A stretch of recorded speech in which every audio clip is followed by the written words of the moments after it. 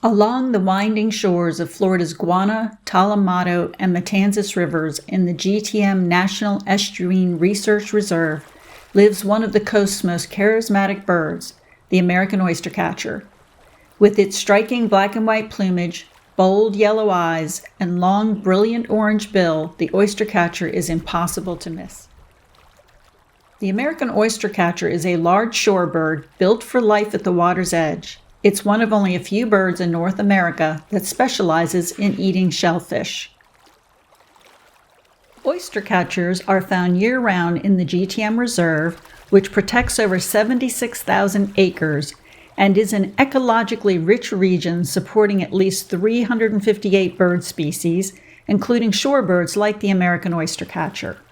Oystercatchers patrol oyster reefs, sandbars, salt marshes, mud flats, shell rakes, and estuarine habitats, all prime foraging areas.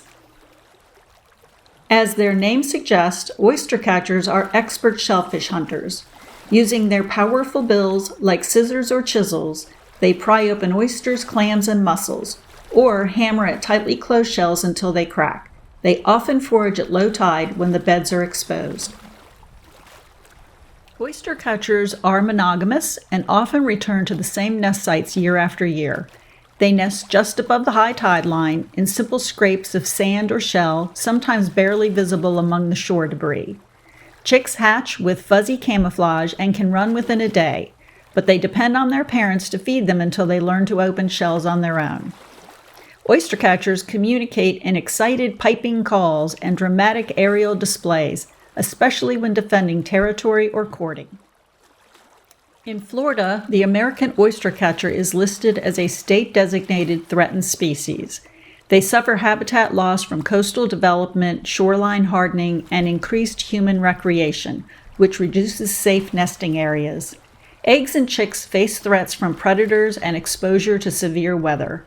Water quality issues impact shellfish populations, the primary food source for oystercatchers.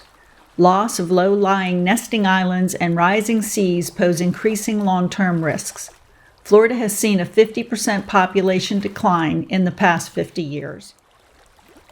Protecting shoreline habitat and minimizing disturbance can help ensure that this bold and beautiful bird continues to thrive for generations to come along Florida's wild coastlines.